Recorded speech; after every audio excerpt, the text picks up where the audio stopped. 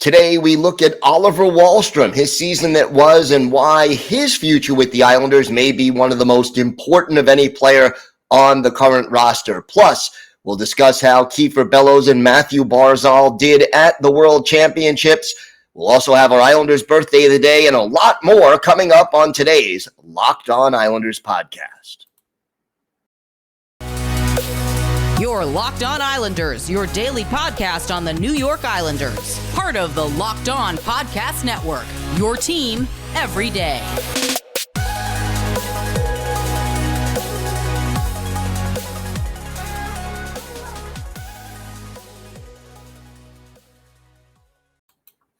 All right, everybody, and welcome to the Tuesday edition of the Locked On Islanders podcast. I hope everybody had a great holiday weekend, and thank you for making Locked On Islanders your first listen every day. We are free and available on all platforms. We have got a lot to discuss on today's show, but first, if you've got something Islanders related on your mind, if you have a question, a comment, maybe a topic you'd like us to discuss on the show, feel free to send us an email. The email address, lockedonislanders@gmail.com. And if you leave your first name and where you're from, we're happy to mention you on the show when we talk about whatever it is that's on your mind. You could also follow the show on Twitter at Locked On Isles, and you could follow me, Gil Martin, on Twitter at Ice Wars, NYRVSNYI. We'll keep you up to date on all the latest Islanders news, notes, and happenings throughout this very important offseason, from the draft, trade rumors, free agency, everything up until training camp gets underway in September. So plenty to discuss throughout what will be a pivotal offseason for the New York Islanders. We're going to get started by discussing the season that was and the future of Oliver Wahlstrom. And Wahlstrom, it's hard to remember that this kid is only 21 years old. He'll be 22 in June. And clearly, Wahlstrom has the potential to become the next 25, 30, maybe even a little more than 30 goal a year forward on the New York Islanders. And he got off to a pretty good start this season, and then absolutely faded as the year went on. And unfortunately, here's the comparison. Oliver Wahlstrom in 2020, 2021, 44 games, 12 goals, 21 points. That's 12 goals, 21 points in 44 games, and he averaged 12 minutes and 23 seconds of ice time. This past year, 2021, 2022, Wally played in 73 games, not quite double, but, fairly close to double his output of a year ago, scored one more goal. Yeah, in 39 more games, he scored one more goal, 13 goals, 24 points, so 3 more points. And his ice time actually went down 19 seconds a game to 12 minutes and 4 seconds per game. Now, 5 of his 13 goals came on the power play, as did 3 of his assists. And, he did spend some time on that second power play unit. But when you look at where Wahlstrom was early in the season, 3 goals in the first 3 games, and then really the first 19 games, he had 7 goals. And then he just sort of fell off after that and went through a drought. His last 13 games this year did not score a goal. Now, part of that had to do with a lack of ice time, but, you get into one of those cycles. He's not playing because he's not playing well, and then he's not scoring because he's not on the ice. So you kind of go around in circles. But in the last dozen games that he played, 7 of the 12, he had fewer than 10 minutes of ice time, and that just isn't going to get the job done. And if you're the Islanders, you have to hope that the change from Barry Trotz to Lane Lambert is going to light a fire under Oliver Wahlstrom. And we know throughout the season, and we talked about this on the show throughout the season, that Barry Trotz was trying to give Oliver Wahlstrom some tough love, trying to make him a better all-around hockey player, trying to make sure he did the things that Barry Trotz wants all his players, all his forwards to do, even, Mathew Barzal and Anders Lee and the guys who are there to create offense, they also have to come back and play defense. And Wahlstrom was inconsistent in this area. And, his confidence, you could see as the season went on, kind of waned. And even the number of shots on goal that he took, you look at the beginning of the season, 8 shots, 4 shots, 4, 5, 4, 5, 3. The end of the season, the last game he had in the last 10 games, never had more than 2 shots on goal in any of them, had 1 or 0 in most of those last 10 games. And, that's not going to get the job done for Oliver Wahlstrom. Now, again, he's still young.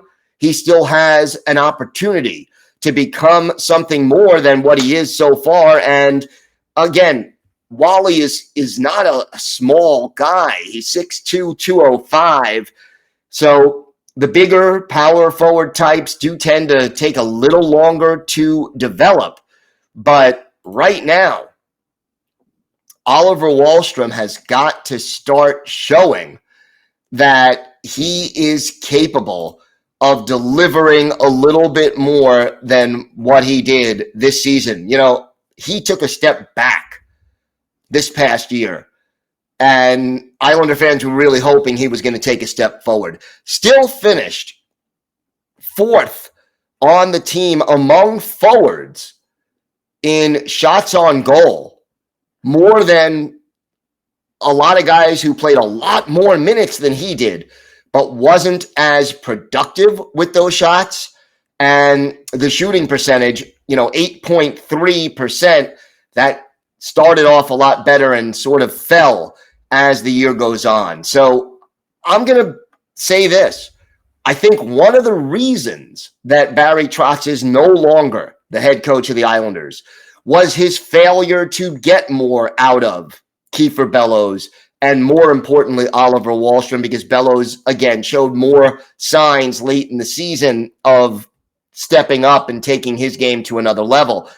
But the failure to develop Wally, I think, is one of the reasons, not the only reason, but one of the reasons that Barry Trotz is no longer the head coach. And Lane Lambert, look, Lou Lamoriello has talked about adding, making hockey trades, hockey moves this offseason. And one of the areas that we've talked about for a long, long time is got to add some goal scoring. But how much would it mean to this team to get that goal scoring increase coming from within the organization? And having a guy like Oliver Wahlstrom go from 13 goals in 73 games to 20 or 25 goals in 75 games, let's say. That would make a big difference for this Islanders team. That would take them from that difference alone, if everybody else had the same production, would take the Islanders from 22nd to somewhere around 15, 16, somewhere in the middle of the pack in goals scored in the league. And when you're playing as good a defense as the Islanders do, that might be enough. So a critical season coming up for Oliver Wahlstrom. He has got to do better. He's got to get that confidence back. He's got to play a full 200-foot game, and he's got to be a bigger part of this team. And hopefully Lane Lambert and Oliver Wahlstrom can make that happen this year. We've got a lot more to talk about on this episode of the Locked On Islanders podcast. Mathew Barzal and Kieffer Bellows both taking part in the World Championships. We'll talk about that and how the U.S. and Canada did there. Plus, our Islanders birthday of the day, a very good defensive forward who is a member of the Islanders' 93-long playoff run to the conference finals. Let's see if you can guess who that is. But first, this episode is brought to you by Rock Auto. With the ever-increasing numbers of makes and models, it is now impossible for your local chain auto parts store to stock all the parts you need.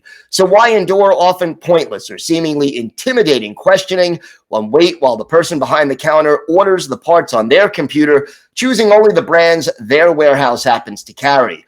You have computers with access to rockauto.com at home and in your pocket. You could save time and money when using Rock Auto, so why choose to spend 30, 50, even 100% more for the same parts from a chain store or car dealership?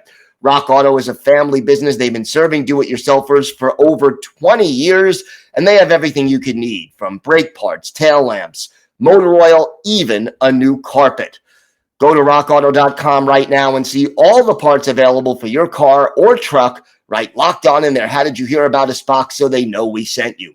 Amazing selection, reliably low prices, all the parts your car will ever need. rockauto.com. So the World Championships are over, and Canada ends up being in the gold medal game, but they end up losing in overtime to Finland 4-3. So congratulations to the Finns. But Mathew Barzal doing one heck of a great job in that final game. And really, again, we talked about what he did in the quarterfinals last week, where he scored the tying goal in the closing minutes and assisted the overtime game winner. He had 3 assists. He assisted on all 3 of Canada's goals in the gold medal game, played more than 20 minutes and 43 seconds of ice time. And in 9 games in the tournament, Barzy with 2 goals and 8 points, which put him among the top 15 point getters in the tournament. So that was a great and encouraging performance by Mathew Barzal. And what we saw in this tournament, if you got to see any of the games, vintage Mathew Barzal as to when he's on. And quite honestly, no question that playing on the larger, wider ice surface gives a great skater with speed and the ability to change direction a lot more room to maneuver. And it benefits a great skater like Mathew Barzal. Now, he's not going to have that in the NHL, but Barzy knows how to work around the amount of room he has. And it just has to be encouraging for Islander fans to see Mathew Barzal performing so well on such a big stage, in a big game, in a big tournament. And that's after playing a complete season of NHL hockey. Now, Canada ends up with the silver medal, and Barzal definitely a part of that. And yet the U.S., Team USA, was in the bronze medal game, went up against the Czech Republic, and ended up falling 8-4 in that game, despite taking a 3-1 lead. They gave up 6 goals in the third period. Kieffer Bellows, playing for Team USA, was out there for almost 13 minutes in that bronze medal game. Played 10 games in the tournament and finished with 3 goals and 5 points in that one. Now, there was an Islanders connection also for the gold medal winning Finnish team, because the captain of the Finnish team was former Islander Valtteri Filppula. So congratulations to him as the Finns end up winning the World Championships. But overall, some encouraging performances from both Barzal and from Bellows. And, that is a definite plus for the New York Islanders. And you know what? The best part, when you cut through it, you want to see these guys do well, top competition, what have you, no injuries. No injuries.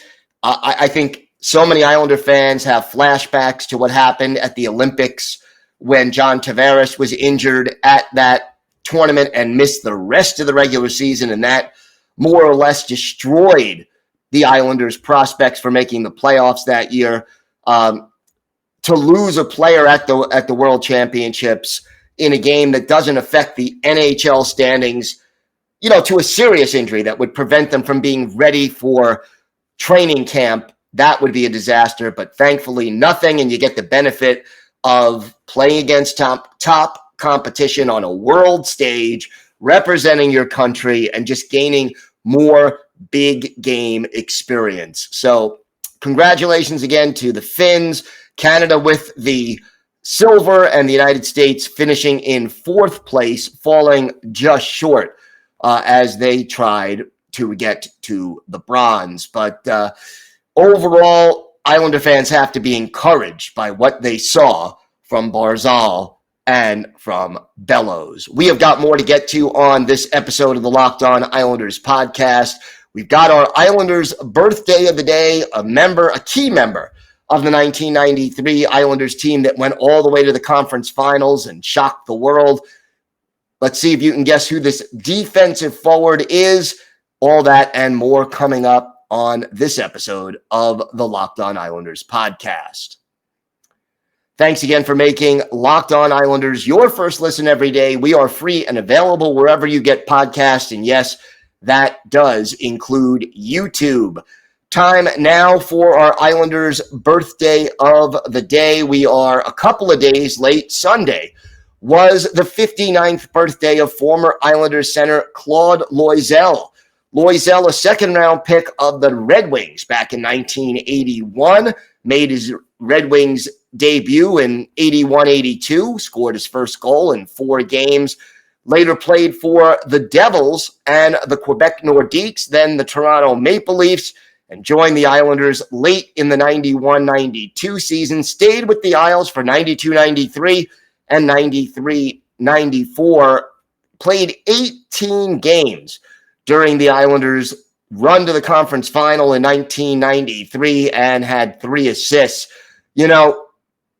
Loisel, good in the faceoff circle, good at killing penalties, never a big goal scorer in the NHL, never had more than 17 goals in a season, but a valuable guy who just did the little things right and was a sound defensive player. He played 616 games in his NHL career, 92 goals, 209 points, and yes, 1,146 penalty minutes, add 41 games in the postseason, 4 goals and 15 points. We mentioned the 3 assists that he had with the Islanders. We're going to look at one of his better games with the Isles, part of that magic 92-93 season, November 28th, 1992, at the Nassau Coliseum. The Philadelphia Flyers are the visiting team. They go with Stefan Beauregard in goal. The Islanders counter with Glenn Healy, and the Islanders' power play got busy early. Pierre Turgeon scoring his 14th of the year from Jeff Norton and Tom Curvers at 4:27, with Doug Evans in the box for hooking. Then the rough stuff getting involved there. Darius Kasparaitis, Kevin Dineen, Benoit Hogue, Terry Kartner, and Ryan McGill all getting in it early in this game at 6:11. Finally, the Islanders get another power play chance when Brian Benning heads off for cross-checking, and Pierre Turgeon cashes in his second of the period, second of the game. Brian Mullen and Scott LaChance with the assists at 13:27. Flyers get on the board late in the period. Terry Kartner unassisted, his first of the year at 18:03. 2-1 Isles after 1. In the second period, Steve Thomas increases the Islanders' lead, his 8th, from Pierre Turgeon and Tom Curvers. Then a minute minute 23 later, Brad Delgarno, his first from our Islanders birthday of the day, Claude Loisel and Pat Flatley. Two more power play goals, one by each team, follow. Ray Ferraro, his 7th from Uwe Krupp and Pat Flatley. And then the Flyers answer back with Mark Recchi, his 16th from Rod Brindamore and Terry Karkner at 18-17. And suddenly, the Islanders have a 5-2 lead. But David Volek scores 22 seconds after the Recchi goal. Tom Kurvers and Steve Thomas with the assist. And the Islanders increase their lead to 6-2 after 40 minutes. In the third, Claude Loisel, our Islanders birthday today, scores his 2nd of the year. Jeff Norton and Vladimir Malakov with the assist at 10:01. Greg Pizlowski scores for Philly, his 7th from Len Barry and Dmitry Yaskevich, but then the Islanders pull off a shorthanded goal. Tom Fitzgerald scoring with Steve Thomas in the box, Brian Mullen and Uwe Krupp with the assist at 13:59. Tom Kurvers gets his 1st of the year from Ray Ferraro and Benoit Hogue at 15:44. The Islanders crush the Flyers by a score of 9-3. 33 saves for Glenn Healy. The Islanders outshoot the Flyers 40-36. And for our Islanders birthday of the day, Claude Loisel, 1 goal, 1 assist. He was a +2, and he had 5 shots on goal in this game. So again, a very happy 59th birthday, a couple of days late, to former Islanders center Claude Loisel, a key part of the Islanders' big run to the conference final in 1993, when the Islanders shocked everyone by dethroning the 2-time Stanley Cup champion Pittsburgh Penguins. Claude Loisel is our Islanders' birthday of the day. We have got more to discuss tomorrow. We will continue our player-by-player look at the Islanders roster as we take a look at Noah Dobson, certainly one of the bright spots for the Islanders this past season. And look, what is the future for Noah Dobson? Because you get the feeling it's going to be a very bright one. And again, you have a new coach in Lane Lambert. We'll see what he can do to continue that development of Noah Dobson. I want to thank everyone for making Locked On Islanders your first listen every day. Now make your second listen Locked On NHL, from first-round matchups to each Stanley Cup kiss. Locked On NHL covers the playoffs like no other. Hear the latest news and opinions from local experts every Monday through Friday. It's free and available wherever you get podcasts. That does it for this episode of the Locked On Islanders podcast. Have a great day, everybody. Stay safe. And of course, let's go Islanders.